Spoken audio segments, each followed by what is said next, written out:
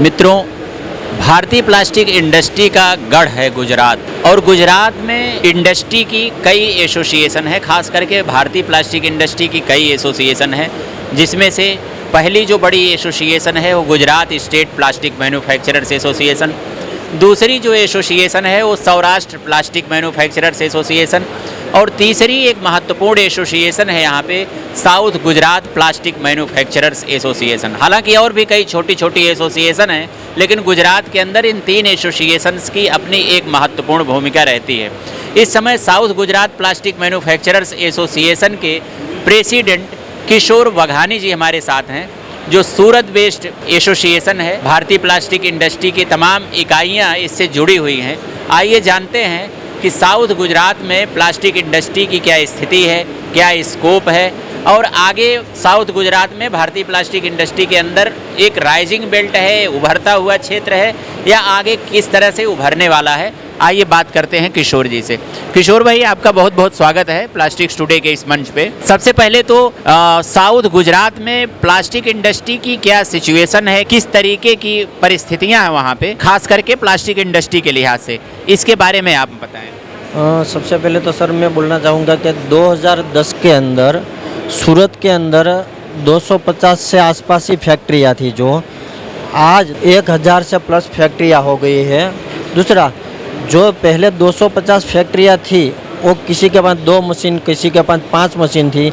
आज उसकी जगह 1000 फैक्ट्री हो गई है, और सबके पास मल्टीपल, मतलब 2 मशीन थी उसके पास 5 मशीन हो गई, जिसके पास 5 मशीन थी उसके पास 15 मशीन हो गई।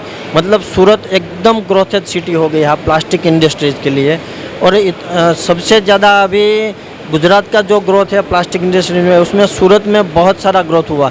खास करके अपने यहाँ टेक्सटाइल इंडस्ट्रीज और डायमंड इंडस्ट्रीज सूरत है, तो उसके लिए टेक्सटाइल के अंदर जो पार्ट्स बनते हैं पूरा सूरत में बनता है। अभी नई इंडस्ट्री जो आ रही है वो अलग अलग जो सीट है, पाइप्स है, अलग अलग बहुत सारी प्रोडक्ट आ रही है। खास करके अभी दूसरी भी है, ये जो ऑनलाइन में जो सब चीज़ें बिक रही है उसके लिए बहुत सारी मशीनें आई है और बहुत सारा ग्रोथ हो रहा है अभी। एक south Gujarat plastic manufacturers association वहाँ पे साउथ गुजरात के अंदर किस तरीके से काम कर रहा है? अगर ये साउथ गुजरात अभी देखिए कि साउथ एसोसिएशन का काम क्या होता है कि इंडस्ट्रीज और गवर्नमेंट का सेतु होता है कि भाई इंडस्ट्रीज को कोई प्रॉब्लम होता है तो हम कुछ भी प्रॉब्लम होता है तो गवर्नमेंट तक पहुंचाते हैं, तो गवर्नमेंट हमारी बातें सुनती है, उसका सॉल्यूशन लाते हैं, बराबर। दूसरा, अगर कोई टेक्निकल प्रॉब्लम आता है तो हम उसको भी सजेशन करते हैं, या तो कोई सेमिनार करके, गेट टुगेदर ऐसा करके हम उसको माहिती देते हैं।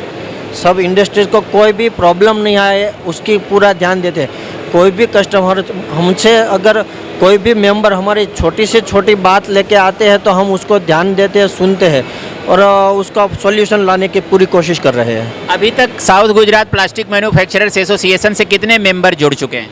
अभी हमारे मेंबर है कम से कम 400 से प्लस मेंबर है। फैक्ट्रियाँ 1000 के ऊपर है, लेकिन 400 से प्लस मेंबर है अभी हमारे पास।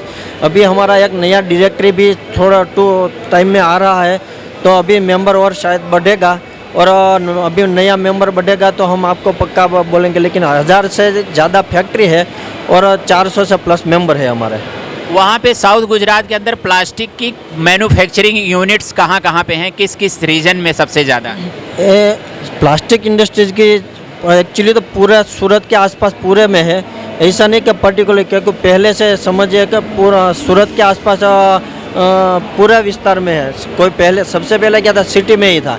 अभी सब जगह धीरे धीरे होने लगा। अभी इंडस्ट्री का ग्रोथ बढ़ा तो इंडस्ट्री धीरे धीरे बढ़ने लगी, तो रूरल एरिया में भी बहुत सारी फैक्ट्री आ गई, बड़ी बड़ी फैक्ट्रियाँ भी लगने लगी है अभी। South Gujarat plastic manufacturers association का विजन क्या है, उसका सपना क्या है? साउथ गुजरात प्लास्टिक इंडस्ट्रीज़ का विज़न है कि सबसे पहले तो हमारी प्लास्टिक इंडस्ट्रीज़ है तो हम एनवायरनमेंट का पूरा ध्यान देते हैं। एनवायरनमेंट के बाद हम इंडस्ट्रीज़ का ग्रोथ कैसे हुआ उसके ऊपर विज़न फोकस करते हैं हम। तीसरी बात कि हमारा जो इंडस्ट्रीज़ का ग्रोथ होता है, एनवायरनमेंट का ध्यान देते हैं। फिर गवर्नमेंट का रेवेन्यू भी कम नहीं होवे, वो हिसाब से हमको इंडस्ट्री चलाने के वो हिसाब से हम ध्यान देते हैं। दूसरा वर्करों को भी खूब हमारी इंडस्ट्री में सब लोग बहुत पूरा ध्यान देते हैं कि रोजगारी भी पूरे मिलनी चाहिए, वो हिसाब से हम पूरा सब दिशा में काम कर रहे हैं सर। किशोर भाई, अभी प्लेक्सपो इंडिया में आप यहाँ हैं, प्लेक्सपो इंडिया में क्या चीज़ देखा आपने? और प्लेक्सपो इंडिया पिछले भी कई एग्जीबिशन आप देख चुके हैं, दूसरे एग्जीबिशंस में और इस बार के प्लेक्सपो इंडिया में क्या फ़र्क महसूस हो रहा है आपको? ये प्लेक्सपो इंडिया का 9वां एडिशन है। इससे पहले 8 एडिशन आ चुके हैं, लेकिन आज के जो ये 9वां एडिशन है अभी तक का सबसे बड़ा एडिशन रहा। इतने पार्टिसिपेशन आए, इतना बड़ा एग्जीबिशन हुआ। सबसे बड़ी बात कि इसमें जो बड़ा एग्जीबिशन होता है, लेकिन इसका जो विजिटर आते हैं वो विजिटर बहुत सारे आए हैं।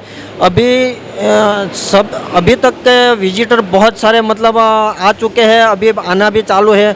इतना विजिटर हमने कभी नहीं देखा। तो पार्टिसिपेशन जो करते हैं, यहाँ स्टॉल रखते हैं, तो सबसे पहले उसके लिए वो होता है कि हमको विजिटर आना चाहिए और व्यापार मिलना चाहिए। तो वो इसमें सबसे बड़ा ग्रोथ है और बात है कि विजिटर आते हैं और सब लोगों का हमने एक रिव्यू भी लिया था कि भाई क्या है, कैसा है, तो बोलते हैं कि भाई हमको बहुत सारी इंक्वायरी आ रही है। Thank you very much. Thank you, नमस्कार सर, नमस्कार। थैंक